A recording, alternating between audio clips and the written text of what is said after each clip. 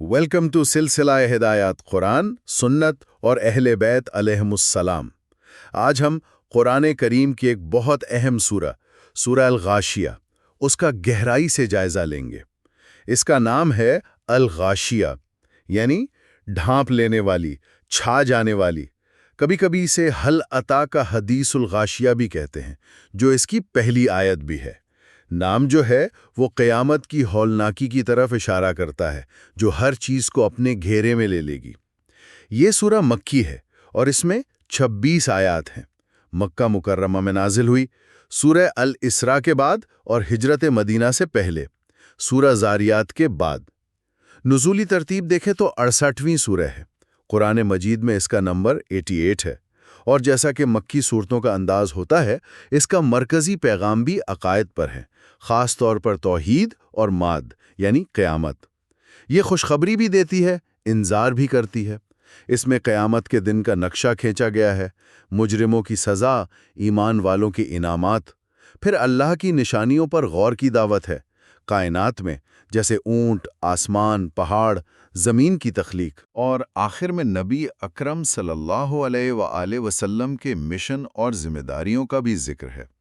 इसकी तिलावत की फजीलत भी बताई गई है। नबी करीम सल्लल्लाहु अलैहि वसल्लम से अबी बिन काब रिवायत करते हैं कि जो इसकी तिलावत करेगा, अल्लाह इसका हिसाब आसान फरमाएगा। और इमाम जाफ़र सादिक अलैहिस्सलाम से अबू बसीर नकल करते हैं कि फ़र्ज़ या नफल नमाजों में इसकी तिलावत दुनिया आखिरत में अल्लाह की रहमत और जहन्नुम के अजाब से अमान का सबब है। ये सूरा अपनी पिछली सूरा अल-आला से भी जुड़ी हुई है।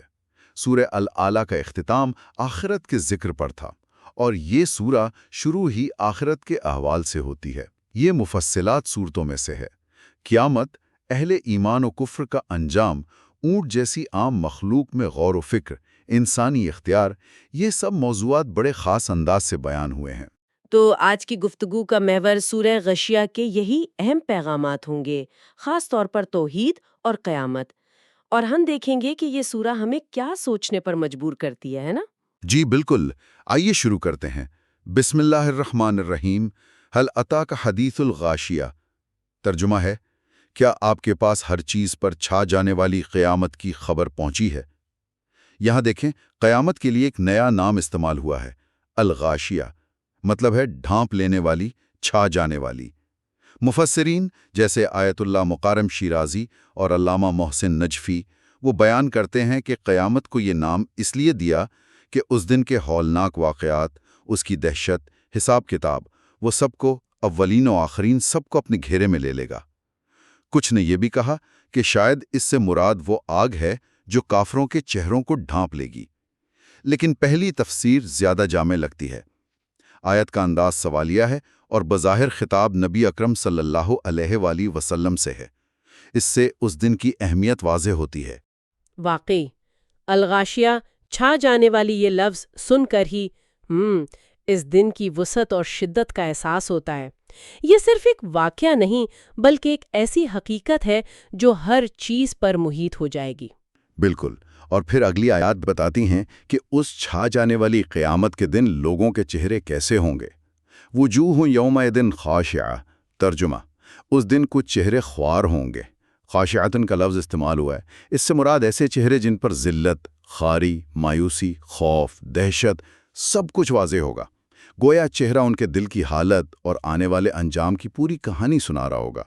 बाज़ मुफस्सिरीन ने कहा कि शायद कुफर के बड़े सरदार मुराद हैं, लेकिन ज़्यादा सही यही लगता है कि ये आम मुजरिमों और गुनाहगारों के चेहरों की कैफियत है।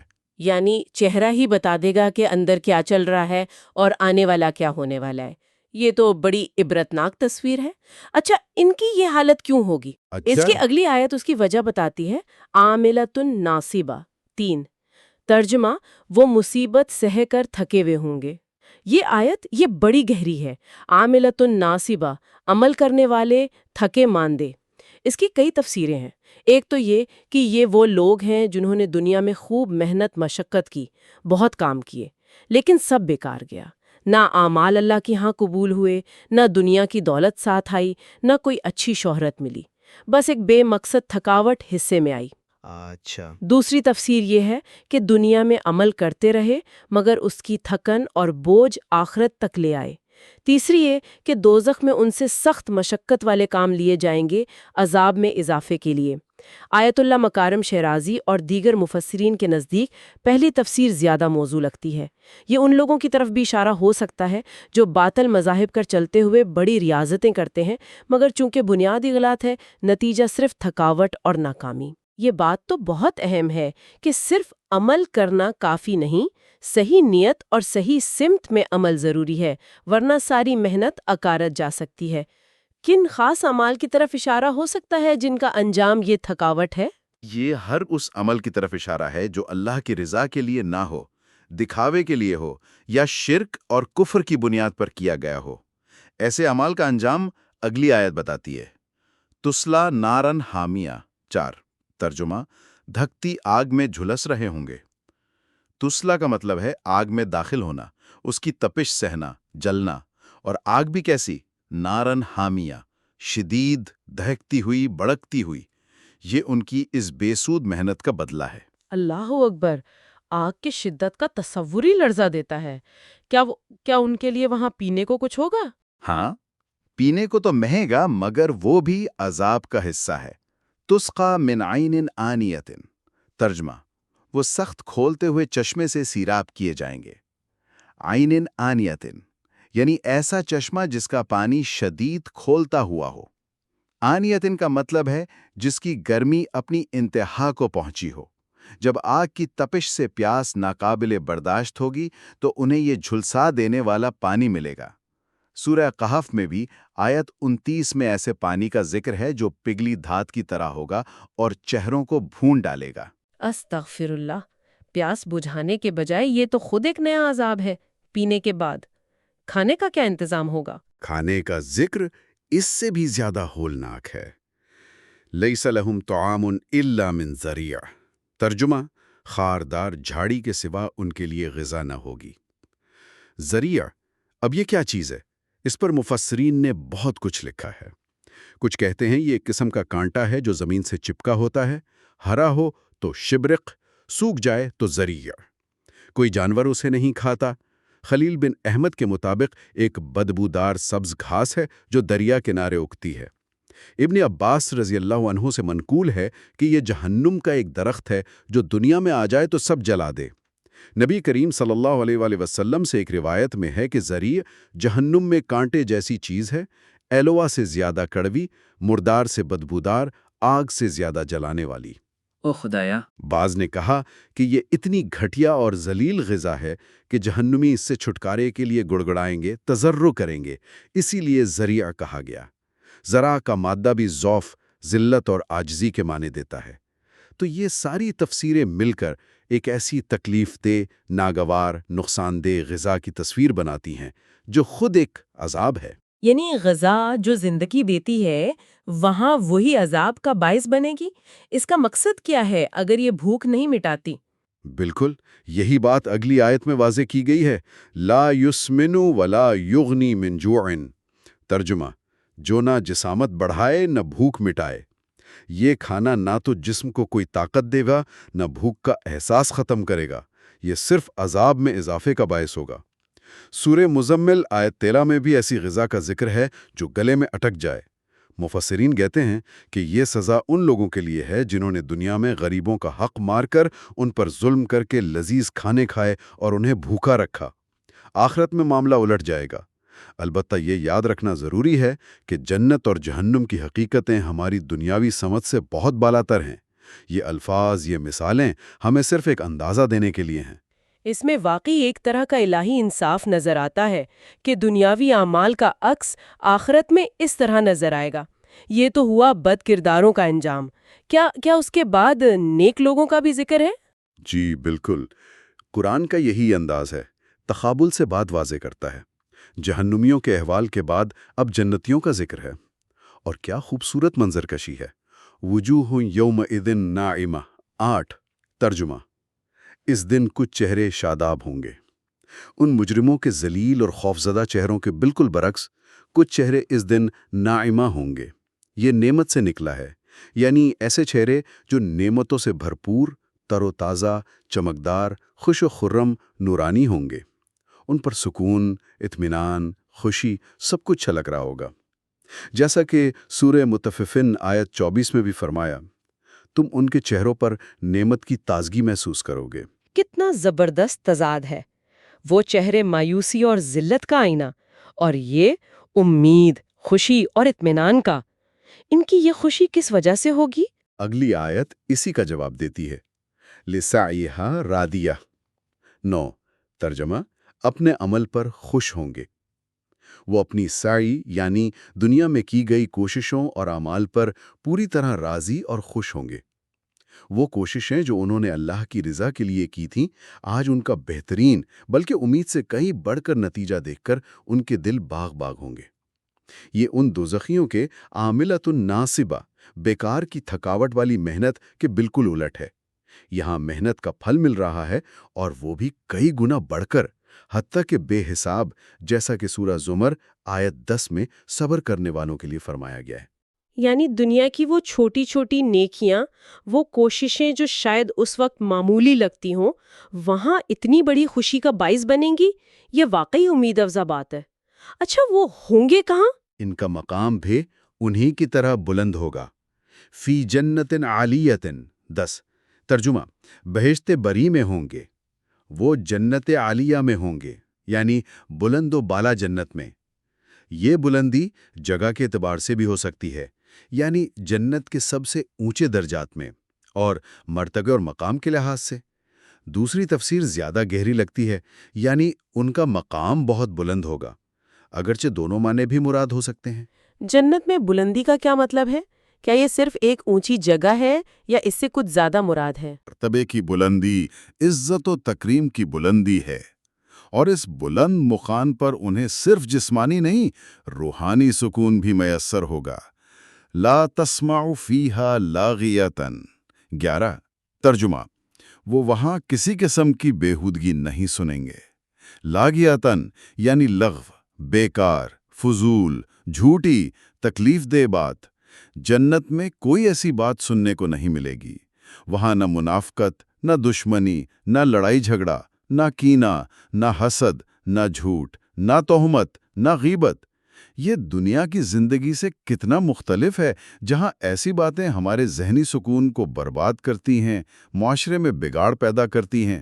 جنت کا یہ پہلو ایک بہت بڑی روحانی نعمت ہے، مکمل ذہنی اور قلبی سکون۔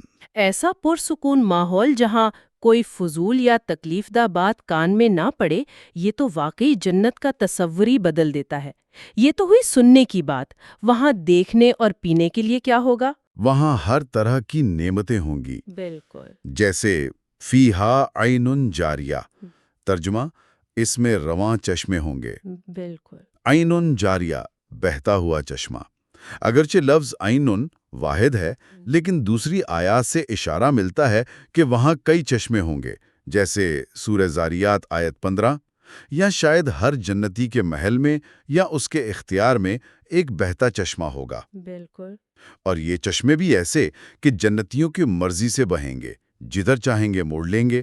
سورہ انسان آیت 6 میں ہے، یفجرونہا تفجیرا۔ سبحان اللہ۔ ان چشموں سے مختلف قسم کی پاکیزہ شرابیں اور مشروبات ملیں گے۔ اپنی مرضی سے بہنے والے چشمے، یہ تو بادشاہی ہے۔ اور آرام کے لیے کیا انتظامات ہوں گے؟ آرام اور شان و شوکت کا بھی پورا اہتمام ہوگا۔ فیہا سرور مرفوعہ ترجمہ، اس میں اونچی مسندیں ہوں گی۔ سرور سریر کی جمع ہے، سرور یعنی خوشی سے نکلا ہے۔ یہ وہ تخت یا پلنگ ہے جن پر بیٹھ کر اہل جنت آپس میں خوش گپیاں کریں گے۔ اور یہ تخت کیسے ہوں گے؟ مرفوعہ، بلند، تاکہ وہ اپنے ارد گرد کے خوبصورت مناظر سے پوری طرح لطف اندوز ہو سکیں۔ ابن عباس رضی اللہ عنہ سے قول ہے کہ جب جنتی ان پر بیٹھنے کا ارادہ کرے گا تو یہ تخت نیچے آ جائیں گے اور بیٹھنے کے بعد پھر بلند ہو جائیں گے۔ یہ ان کے بہت قیمتی ہونے کی طرف بھی اشارہ ہو سکتا ہے، شاید سونے جواہرات سے بنے ہوئے۔ دونوں معنی ممکن ہیں۔ یہ تو مکمل آرام اور عزت و تکریم کی تصویر ہے۔ بیٹھنے کی جگہ اتنی شاندار، تو پینے کے برتن کیسے ہوں گے؟ وہ بھی ان کے شایان شان ہوں گے۔ وَأَكْوَابٌ مَوْضُوعَةٌ ترجمہ، اور پیالے رکھے ہوں گے۔ اکواب کوب کی جمع ہے، یعنی پیالہ یا ایسا برتن جس کا دستہ نہ ہو۔ موضوعۃن یعنی یہ پیالے چشموں کے کنارے ان کی دسترس میں رکھے ہوں گے، جب چاہیں استعمال کریں۔ قرآن میں جنتی برتنوں کے لیے دوسرے الفاظ بھی آئے ہیں، جیسے اباریک دستہ اور ٹونٹی والا برتن، اور کیس لبالب بھرا جام، جیسا کہ سورہ واقعہ آیات 17-18 میں ہے۔ مطلب ہر طرح کے خوبصورت برتن مہیا ہوں گے۔ ہر چیز پہلے سے تیار اور بالکل قریب، یہ بھی خدمت و نعمت کا ایک انداز ہے۔ بالکل، اور محفل کے آداب کا بھی خیال رکھا گیا ہے۔ وَنَمَارِقُ مَصْفُوفَةٌ 15 ترجمہ، اور ترتیب سے رکھے ہوئے تکیے ہوں گے۔ نمارکو نمرخہ کی جمع ہے، یعنی چھوٹے تکیے جن کا سہارا لیا جاتا ہے۔ مصفوفتن یعنی صف در صف بالکل ترتیب سے رکھے۔ اس سے وہاں کے نظم و ضبط اور کثرت کا اندازہ ہوتا ہے۔ یہ تکیے ان محفلوں کی طرف اشارہ کرتے ہیں جہاں جنتی آرام سے ٹیک لگا کر بیٹھیں گے، گفتگو کریں گے۔ اور وہ محفلیں کیسی ہوں گی؟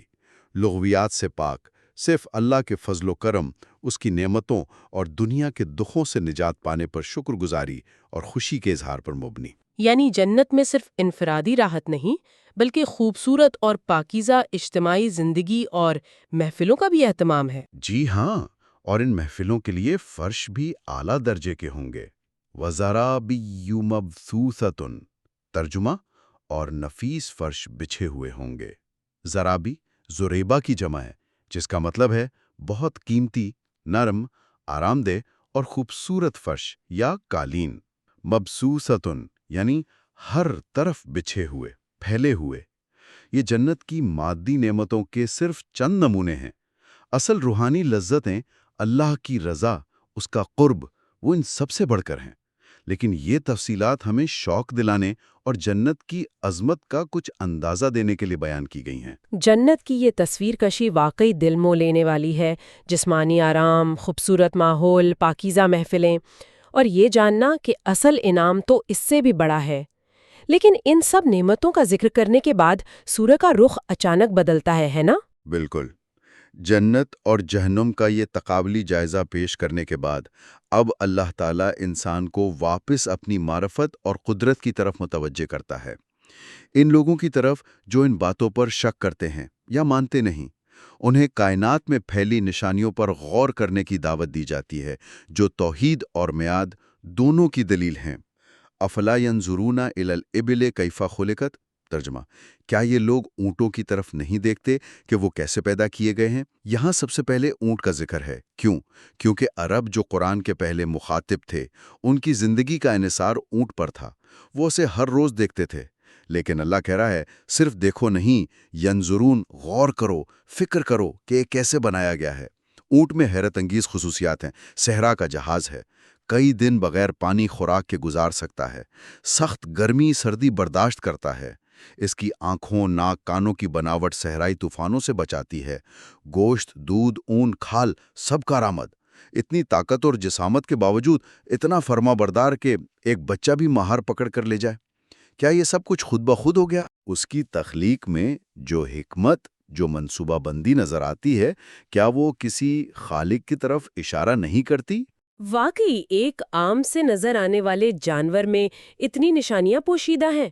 اونٹ کی تخلیق میں غور کرنے سے خالق کی کن صفات کا اندازہ ہوتا ہے؟ کیا یہ صرف قدرت ہے یا کچھ اور بھی؟ یہ اللہ کی قدرت، اس کی حکمت، اس کی ربوبیت یعنی پالنے اور ضرورتیں پوری کرنے کی صفت، اور اس کی بے مثال منصوبہ بندی کو ظاہر کرتا ہے۔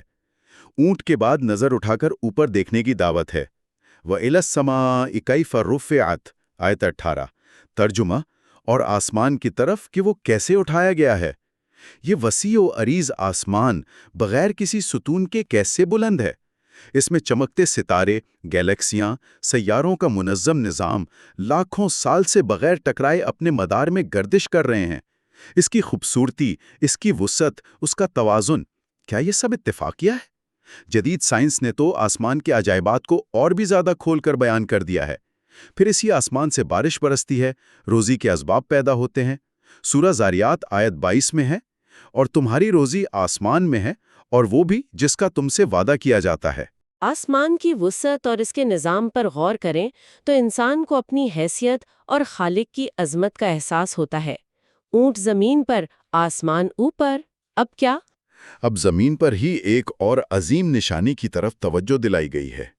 وَإِلَى الْجِبَالِ كَيْفَ نُصِبَتْ 19 ترجمہ، اور پہاڑوں کی طرف کہ وہ کیسے گاڑ دیے گئے ہیں۔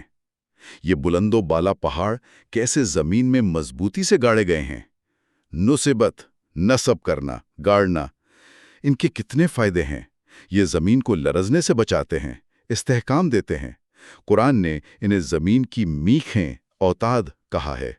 یہ ہواؤں کا رخ موڑتے ہیں، بادلوں کو روک کر بارش کا سبب بنتے ہیں۔ یہ پانی کے قدرتی ذخائر ہیں، ان سے چشمے پھوٹتے ہیں، دریا نکلتے ہیں، گلیشیئر پگھل کر پانی فراہم کرتے ہیں، جو زندگی اور ہریالی کے لیے ضروری ہے۔ طوفانوں سے پناہ دیتے ہیں، چٹانوں میں معدنیات کے خزانے ہیں۔ ان کی بلندی، ان کی ہیبت خود ایک نشانی ہے۔ جبل نور پر غار حرا، جہاں نبی کریم صلی اللہ علیہ وآلہ وسلم پر پہلی وحی نازل ہوئی، وہ بھی تو پہاڑ پر ہی ہے۔ پہاڑوں کو زمین کی میخیں کہنا، یہ تو بہت دلچسپ تشبیہ ہے۔ یہ زمین کے استحکام اور پانی کے نظام کے لیے اتنے اہم ہیں۔ کیا ان نشانیوں میں زمین کا بھی ذکر ہے؟ جی ہاں، آخری نشانی جس پر غور کی دعوت ہے وہ خود زمین ہے۔ وَإِلَى الْأَرْضِ كَيْفَ سُطِحَتْ 20 ترجمہ، اور زمین کی طرف کہ وہ کیسے بچھائی گئی ہے۔ سطحت یعنی کیسے ہموار کی گئی، کیسے بچھائی گئی۔ غور کریں کہ کیسے بارشوں نے پہاڑوں کو کاٹ کر مٹی بنائی، دریاؤں نے اسے بہا کر لایا، نشیبی علاقوں کو بھرا، اور زمین کو اس قابل بنایا کہ اس پر چلا پھرا جا سکے، کھیتی باڑی کی جا سکے، گھر بنائے جا سکیں۔ اگر ساری زمین اونچے نیچے پہاڑوں اور گہری وادیوں پر ہی مشتمل ہوتی تو زندگی کتنی مشکل ہوتی۔ اللہ نے اسے ایک فرش کی طرح بچھا دیا، ایک مہربان ماں کی طرح جو اپنے سینے سے ہمارے لیے انواع و اقسام کی نعمتیں نکالتی ہے۔ یہ چار نشانیاں، اونٹ، آسمان، پہاڑ، زمین، ان پر غور کرنے کی دعوت ہے۔ یہ سب وہ چیزیں ہیں جنہیں عرب روزمرہ زندگی میں دیکھتے تھے۔ ان سے کہا جا رہا ہے، صرف دیکھو نہیں، سوچو۔ یہ سب کس نے بنایا؟ کس نے ان میں یہ حکمت رکھی؟ جس نے یہ سب پہلی بار بنایا، کیا وہ تمہیں مرنے کے بعد دوبارہ پیدا نہیں کر سکتا؟ یہ توحید اور معاد دونوں کی دلیلیں ہیں۔ ان چاروں نشانیوں کا انتخاب اور ترتیب بھی بہت معنی خیز لگتی ہے۔ روزمرہ مشاہدے کی چیزوں سے اتنے گہرے نتائج اخذ کرنے کی دعوت، یہ قرآن کا خاص انداز ہے۔ بالکل، اور ان نشانیوں کو بیان کرنے کے بعد اب روئے سخن پھر نبی اکرم صلی اللہ علیہ وآلہ وسلم کی طرف ہے۔ انہیں ان کی ذمہ داری یاد دلائی جا رہی ہے۔ فذکر انما انت مذکر، ترجمہ، پس آپ نصیحت کرتے رہیں کہ آپ فقط نصیحت کرنے والے ہیں۔ لست علیہم بمسیطر، ترجمہ، آپ ان پر مسلط نہیں ہیں۔ یہ بہت اہم اصول بیان ہوا ہے۔ نبی کا کام تذکیر ہے، یاد دلانا، نصیحت کرنا، حق بات پہنچا دینا۔ وہ مذکر ہیں، یاد دہانی کرانے والے۔ وہ لوگوں پر مسیطر نہیں ہے، یعنی داروغہ، مسلط ہونے والے، زبردستی منوانے والے نہیں ہیں۔ ایمان دل کا معاملہ ہے، یہ جبر سے پیدا نہیں کیا جا سکتا۔ قرآن میں بار بار یہ بات آئی ہے، جیسے لا اکراہ فی الدین البقرہ 256، یا کیا آپ لوگوں کو مجبور کریں گے کہ وہ مومن ہو جائیں، یونس 99۔ یہ آیت جہاد کے حکم سے منسوخ نہیں ہوئی۔ تبلیغ اور نصیحت کا کام ہمیشہ جاری رہا، اور کسی کو زبردستی مسلمان بنانا کبھی اسلام کا مقصد نہیں رہا۔ جہاد کا مقصد ظلم کا خاتمہ اور دین کی تبلیغ کے راستے سے رکاوٹیں ہٹانا ہے۔ رسول کی ذمہ داری صرف پیغام پہنچا دینا ہے۔ یہ بہت اہم نکتہ ہے، نصیحت کرنا اور یاد دلانا، مگر مجبور نہ کرنا۔ اس میں دعوت دین کے لیے بڑا سبق ہے۔ لیکن اگر کوئی نصیحت قبول نہ کرے، منہ موڑ لے، تو پھر کیا ہوگا؟ اس کا ذکر اگلی آیات میں ہے۔ الا من تولا و کفر 30، ترجمہ، البتہ جو منہ موڑے گا اور کفر اختیار کرے گا۔ فیعذبہ اللہ العذاب الاکبر 24، ترجمہ، سو اللہ اسے سب سے بڑے عذاب میں مبتلا کرے گا۔ یہاں الا یعنی مگر، البتہ کا استعمال ہوا ہے۔ مفسرین نے اس کی کئی توجیحات کی ہیں۔ ایک یہ کہ یہ پچھلی آیت لست علیہم بمسیطرن سے استثناء ہے، یعنی آپ ان پر مسلط نہیں ہیں، مگر جو منہ پھیرے اور کفر کرے تو اس سے معاملہ مختلف ہوگا، شاید جنگ کی نوبت آئے۔ اچھا، دوسری توجیہ یہ ہے کہ یہ استثناء منقطع ہے، یعنی بلکہ کے معنی میں ہے۔ آپ مسلط نہیں ہیں، بلکہ جو منہ پھیرے گا اور کفر کرے گا تو اس کا معاملہ پھر اللہ کے سپرد ہے۔ وہ اسے العذاب الاکبر یعنی سب سے بڑا عذاب دے گا۔ یہ سب سے بڑا عذاب آخرت کا عذاب ہے، دنیا کی تکلیفوں اور سزاؤں کے مقابلے میں، یا پھر یہ جہنم کے عذابوں میں بھی سب سے شدید عذاب ہو سکتا ہے، کیونکہ تمام مجرموں کا عذاب ایک جیسا نہیں ہوگا۔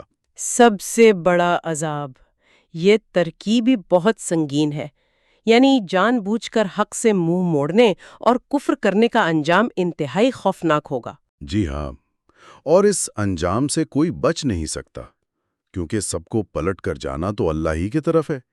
سورہ کے آخر میں یہی حتمی بات کہی گئی ہے، اِنَّ إِلَيْنَا إِيَابَهُمْ، ترجمہ انہیں یقیناً ہماری طرف لوٹ کر آنا ہے۔ ثُمَّ إِنَّ عَلَيْنَا حِسَابَهُمْ، ترجمہ پھر ان کا حساب لینا یقیناً ہمارے ذمے ہے۔ إِيَابَهُمْ ان کی واپسی، ان کا پلٹنا، اِنَّا اور ثُمَّ إِنَّا تاکید کے لیے، یعنی اس بات میں کوئی شک نہیں کہ سب کو لوٹ کر ہمارے ہی پاس آنا ہے، فرار کا کوئی راستہ نہیں۔ اور پھر علینا حسابہم، ان کا حساب کتاب لینا ہمارے ذمے ہے۔ یہ اللہ کے عدل کا تقاضا ہے۔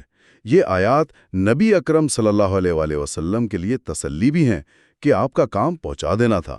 اگر کوئی نہیں مانتا تو پریشان نہ ہو، ان کا معاملہ ہمارے سپرد ہے۔ اور کافروں کے لیے یہ سخت تنبیہ اور دھمکی ہے کہ بچ کر کہاں جاؤ گے، حساب تو ہو کر رہے گا۔ اس طرح یہ سورہ جو قیامت یعنی غاشیہ کے ذکر سے شروع ہوئی تھی، اسی قیامت اور حساب کتاب کے ذکر پر ختم ہوتی ہے۔ درمیان میں توحید کی نشانیوں اور نبوت کی ذمہ داری کا بیان آیا، جو دراصل اسی انجام یعنی قیامت اور جزا و سزا کی بنیاد ہیں۔ یہ اختتامی آیات تو ہر شک و شبہے کو ختم کر دیتی ہیں۔ واپسی یقینی ہے اور حساب بھی یقینی ہے۔ پوری سورہ ایک طرح سے انسان کو اس کی حقیقت اور اس کے انجام کی یاد دہانی ہے۔ بالکل، یہ سورہ ہمیں جھنجھوڑتی ہے کہ ہم اپنی زندگی کے مقصد، اپنے اعمال اور اپنے انجام پر غور کریں۔ خداوندہ، جس دن تمام مخلوقات کی بازگشت تیری طرف ہے اور سب کا حساب تجھے لینا ہے، ہم پر اپنا لطف و کرم فرمانا۔ پروردگارہ، ہمیں اپنی رحمت کبریائی سے کام لے کر عذاب اکبر سے رہائی بخش۔ بار الہا، تیری جنت کی نعمتیں جن کا ایک گوشہ تو نے اس سورہ میں بیان فرمایا ہے، بہت ہی بیش بہا اور شوق انگیز ہیں۔ اگر ہم اپنے اعمال کی وجہ سے اس کے مستحق نہیں ہیں تو ہمیں ان کو اپنے فضل و کرم سے مرحمت فرما۔ آمین یا رب العالمین۔ آمین۔ اللہ تعالی ہمیں سورہ کے پیغام کو سمجھنے اور اپنی زندگیوں میں اتارنے کی توفیق عطا فرمائے۔ ایک سوال جو ذہن میں آتا ہے وہ یہ کہ ان تمام نشانیوں، اونٹ، آسمان، پہاڑ، زمین کو دیکھنے کے باوجود آخر انسان انکار کیوں کر دیتا ہے؟ شاید یہ غور و فکر کی وہی کمی ہے جس پر یہ سورہ بار بار زور دے رہی ہے۔